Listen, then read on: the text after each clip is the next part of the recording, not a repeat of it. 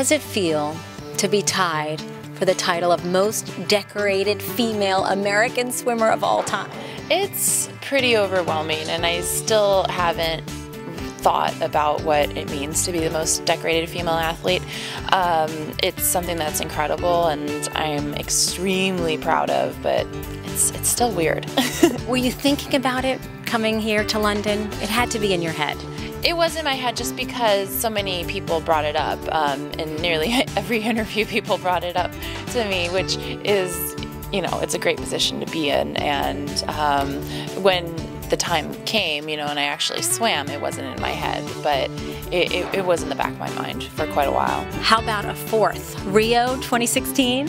We'll see what happens. I need to have, you know, a long talk with my coach and my husband and decide what I'm going to do. I haven't made a decision either way, whether I'm going to continue or not continue.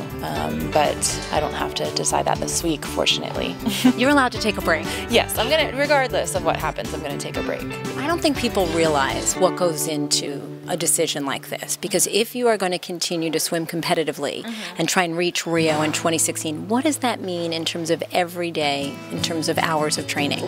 Well, there are hours and hours and hours of training. I train anywhere from 4 to 6 hours a day, but fortunately, I really like training. That's my favorite part of this entire process. I've been a competitive athlete for almost 24 years, so the training part of it has been my life.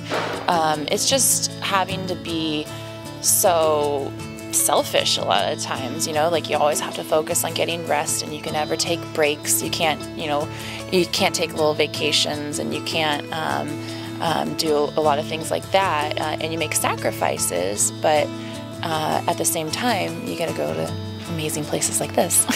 Did you decide to change your diet, and why? I didn't change my diet really at all. I've always eaten very healthfully, and I eat tons and tons of fruits and vegetables, and I started growing a lot of my own vegetables about 5 years ago. I got into I like that connection of knowing where your food comes from, and you can't have a healthier tomato or lettuce or carrot than the one that you just pulled out of the ground that you sowed from seed. It's pretty nice process, and it's something that's really meditative. So that's part of the reason why I do it. What's in Natalie Coughlin's garden? I have 5 chickens for eggs, and then I have 7 vegetable beds. So I have all sorts of fruit trees, mostly citrus, and fig trees and some stone fruit. And then one bed is dedicated to herbs, one bed is dedicated to strawberries, one bed is dedicated to kale, and one is dedicated to greens, like salad greens, and then the other beds I switch based on the seasons. iVillage is a home to a lot of moms with young kids. What advice would you have for moms about supporting their kids, having them be active, and also if a child is going to be successful like yourself, what's the best support a mom could give their child? The best support that parents could give their child is just be supportive, be parents. Let the coaches do the coaching, and your job as a parent is just to be supportive.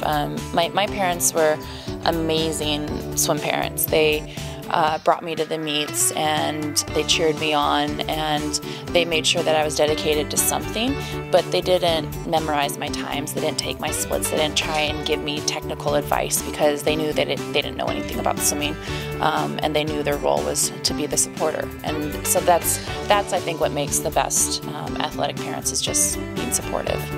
No coaching from the sidelines. No coaching from the sidelines. That's not a good idea, probably.